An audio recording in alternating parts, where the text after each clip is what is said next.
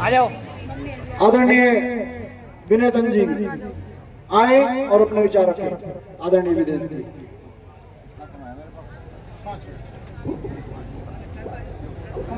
शिरोमणि सतगुरु रविदास जी महाराज की जय।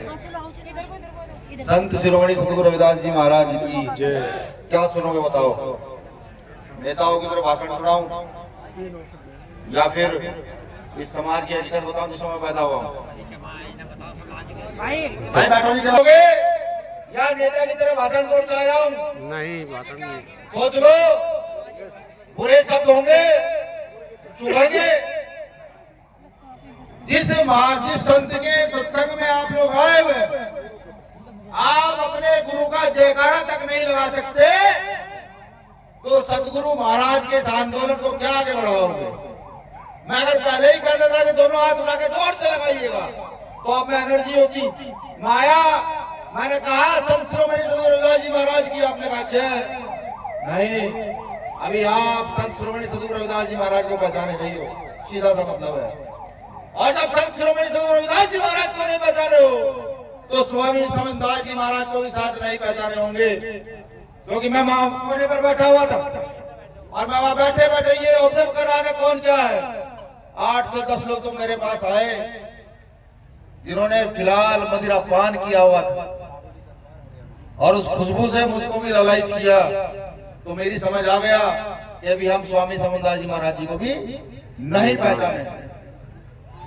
दोबारा जयकारा लगाइएगा, कम से कम उन जयकारों की गूंज से ही आपके कान खुल जाए, उन जयकारों से ही आपकी अंतरात्मा जाग जाए। क्योंकि मैं उस कौम में पैदा हुआ हूं कि महीने भर में एक सत्संग होता और हम 1 महीने के सत्संग के दिन 2 घंटे अपने नशे का त्याग नहीं कर सकते। मैं उस कौम में पैदा हुआ। बातें पूरी हैं, बहुत दूर तक मेरा लाइफ चल रहा, बहुत दूर तक ये बातें जा रही होंगी, लेकिन सच तो सच है। अगर मैं यहाँ खड़ा होकर के भी सिर्फ चाटुकारिता की बातें करूं, भीड़ देख करके ताली बजाने वाली बातें करूं तो मुझसे निकम्मा नाकारा इस कौम में कोई नहीं होगा। तो मैं तो प्रण लेता हूँ सतगुरु महाराज के सामने, जहाँ जाऊंगा ये कटु वचन कहूंगा, काश इन वचनों को सुन करके ये कौम सतगुरु महाराज का राज स्थापित करने का सपना पूरा कर दे। जयकारा लगाइएगा। शुक्रिया। मैंने कहा पहले कि मालाओं का हकदार हम नहीं है, हम तो सिर्फ संतों गुरुओं के आंदोलन को आगे बढ़ रहे हैं। बोलिए संत शिरोमणि सतगुरु रविदास जी महाराज की जय। संत शिरोमणि सतगुरु रविदास जी महाराज की जय। अब पुरुष रहेंगे शांत, महिलाएं बोलेंगी। हर सत्संग में कहता हूं, डॉक्टर बाबा साहब अम्बेडकर के बाद अगर तुम्हारा किसी ने उद्धार किया है तो वो उनका नाम स्वामी समनदास जी महाराज है। इसलिए कि ना जाने लाखों करोड़ लोगों का नशा छुड़वाया और जब नशा छुड़वाया तो घर में तरक्की हुई, घर में रोटी मिली और जब घर में रोटी मिली तो आप लोगों का जीवन सुखमय हुआ। वरना मैं जानता हूं कि मेरे पुरखों को एक समय का खाना मिला करता था। मैं ये भी जानता हूं कि कोई मेरा पुरखा सही दिशा में चल पड़ा तो उसको जबरदस्ती गलत करके नशे की ओर धकेला जाता था। तो स्वामी समनदास जी महाराज का जयकारा भी ऐसा होना चाहिए कि आस पास का वातावरण गूंज जाए। क्योंकि विज्ञान भी ये कहता है कि इतिहास की आवाजें रहती हैं ब्रह्मांड में। अगर ऐसा सच है, वाकई ये हकीकत है, जब कभी आने वाले समय में 50, 100, 200 साल के बाद वैज्ञानिक युग पूरा स्थापित हो जाए और जांच हो कि किसका जयकारा बड़ी ताकत से लगाता है, सतगुरु रविदास जी महाराज जी के साथ साथ स्वामी समनदास जी का नाम भी ब्रह्मांड में लिया जाएगा। स्वामी समनदास जी महाराज की आप नहीं, सिर्फ मेरी माँ बहने लगाएंगे। स्वामी समनदास जी महाराज की, स्वामी समनदास जी महाराज की। शुक्रिया। मंच पर मंचासीन सभी संतों को मैं नमन वंदन करता हूँ। और ये नमन वंदन सिर्फ इसलिए नहीं करता हूँ कि आप संत हैं, ये नमन वंदन इसलिए कि वो जो आंदोलन रुका हुआ था, थका हुआ था, वो आंदोलन जो सतगुरु रविदास जी महाराज जी के बाद डॉक्टर बाबा साहब अम्बेडकर ने चलाया, उसके बाद स्वामी समनदास जी महाराज ने चलाया। आप सब संतों ने अपना पूरा जीवन लगा करके उस आंदोलन को दिशा दशा देने का काम किया। और सतगुरु रविदास जी महाराज की तरह और स्वामी समनदास जी महाराज की तरह न जाने कितने लोगों को सुधारने का काम किया। तो आप सबको मैं नमन वंदन करता हूँ। जय भीम, जय भारत पेश करता हूँ। इस कार्यक्रम के अध्यक्ष सतपाल जी महाराज और इस कार्यक्रम के उपाध्यक्ष महात्मा प्रेमदास जी महाराज,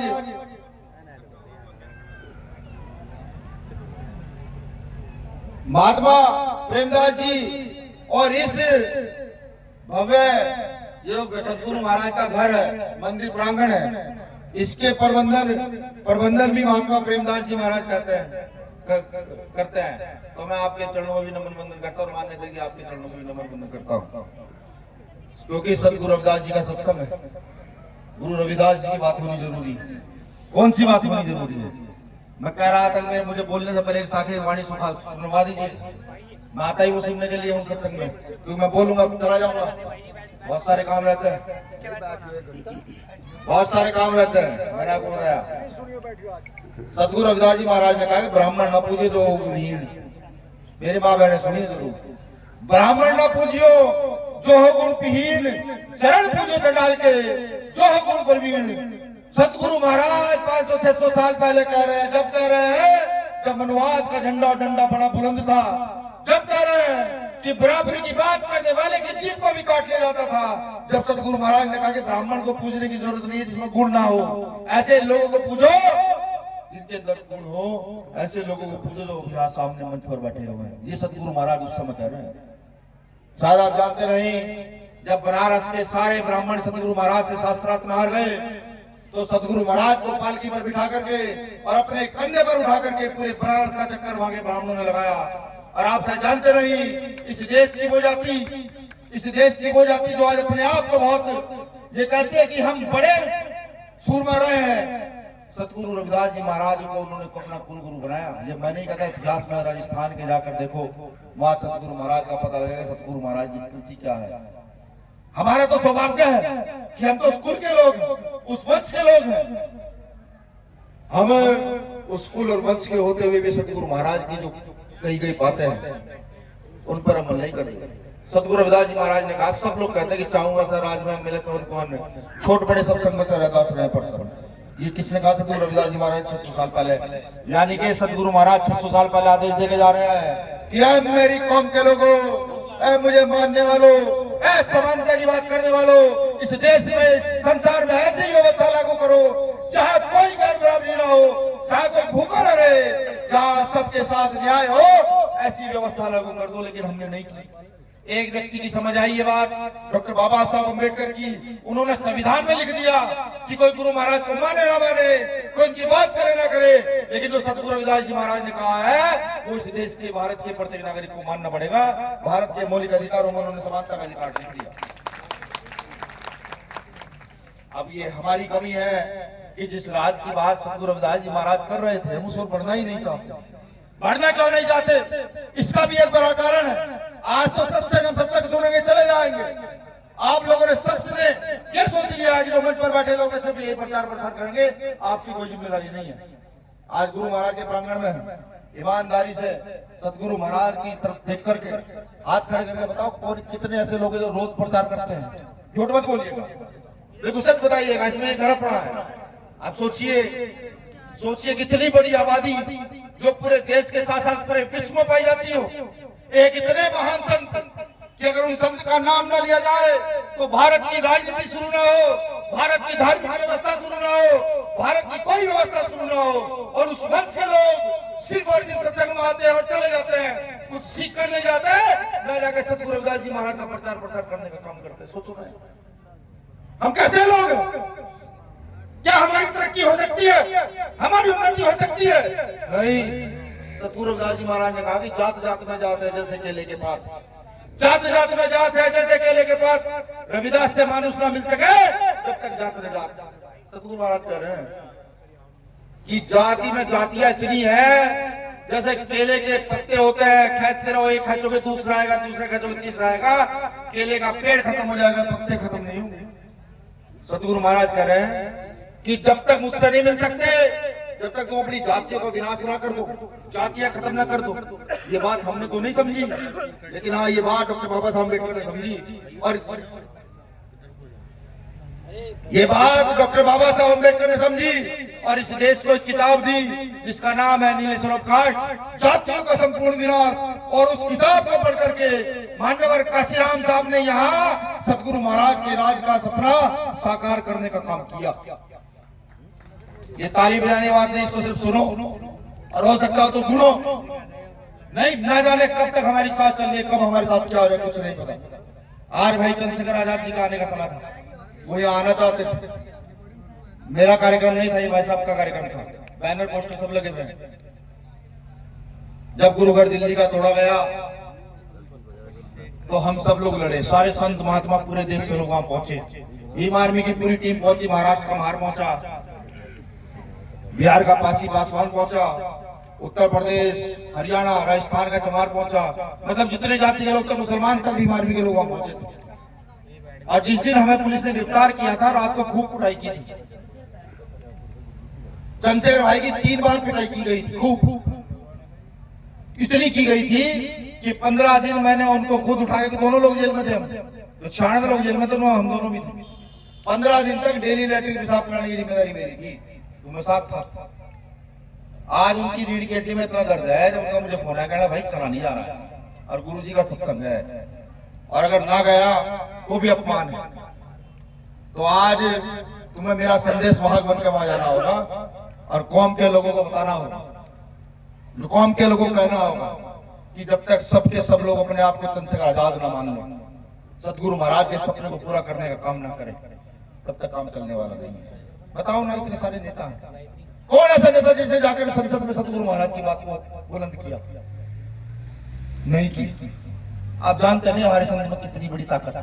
तो उनको पढ़ता हूं ना, रोम रोम खड़े हो जाते हैं। अगर आप उनको सीखना सिखाना शुरू कर दे तो इस देश से आडंबर को अगले 10 साल को छोड़िए, 2 साल में इस देश के आडंबर को काट कर रख देंगे। सतगुरु महाराज की ख्याति आती नहीं है। वो खुद कह रहे, क्यों जाऊं मैं काशी द्वार का, क्यों करूं मैं मथुरावास, क्यों जाऊं मैं काशी द्वार का, क्यों करूं मैं मथुरावास, ईश्वर मेरे मुझ में, मैं क्यों करूं उसको इधर उधर तलाश। सोचिए ना, एक इतने महान संत और इतनी बड़ी उनकी कौम की आबादी, इतनी बड़ी आबादी, बहुत ज्यादा। पूछिए मुझे, मेरे साथ एक छोटा भाई आया गुर्जर समाज, वो यहाँ पता किस लिए आया है? क्योंकि उसने थोड़ा बहुत सतगुरु रविदास जी महाराज को पढ़ा है। काजी चौधरी, ये सहारनपुर से गुर्जर समाज का भाई है। ये गुरु महाराज को थोड़ा थोड़ा पढ़ने लगा, घर आया हुआ था, भैया कहाँ जा रहा हूं, सत्संग मैं भी चलूंगा, चलो। अब सोचो हम कितने दूसरी बिरादरी में जाके सतगुरु महाराज को पढ़ने का काम कर रहे हैं। एहसान समझो इनका जो बैठे हुए हैं सामने, अगर ये ना होते तो फिर कहीं अंधेरे में पड़े होते, फिर कहां कहां नाक रगड़ रहे होते, कहां कहां पैसे दे रहे होते, और कहां कहां क्या क्या कुछ हो रहा होता। मुझे बताने की जरूरत नहीं है। इनका शुक्रिया अदा करो, इनके पैरों में जब मिला करो तो पढ़ लिया करो कि तुम आप लोग हो तो हमारा ये आंदोलन आगे बढ़ रहा है।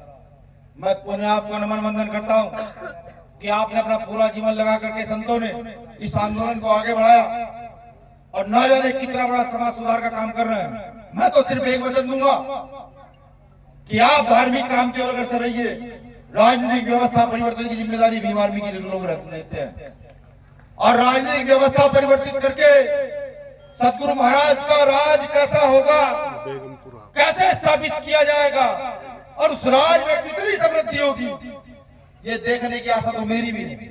लेकिन हाँ, हम इस काम को देख पाए ना देख पाए, लेकिन नस्लों को सिखा कर जाएंगे, नस्लों को बताकर जाएंगे कि ये काम करना है, तब तक करना है जब तक इस काम को पूरा ना कर दिया जाए। सतगुरु समनदास जी महाराज जब मिलते थे तो कमर पे मुक्का मारते थे। चंद्रशेखर भाई कमर बात मारते, चल जा आगे बढ़, एक चाटा मारते थे कमर, चल जा आगे बढ़।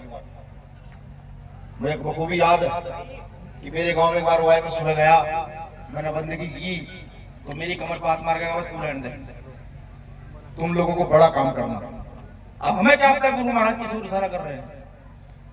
तो आज समझ आता है कि स्वामी समनदास जी महाराज ये इशारा कर रहे थे कि तुम पर संतों गुरुओं का आशीर्वाद रहेगा और तुम लोग बहुत मजबूती से इस काम को आगे बढ़ाओगे। मैंने कुछ कटु वचन कहे हैं, उसके लिए मैं तहे दिल से माफी चाहता हूँ। मैं समाज का आदमी हूँ और समाज के बीच में सही बात करना जानता हूँ।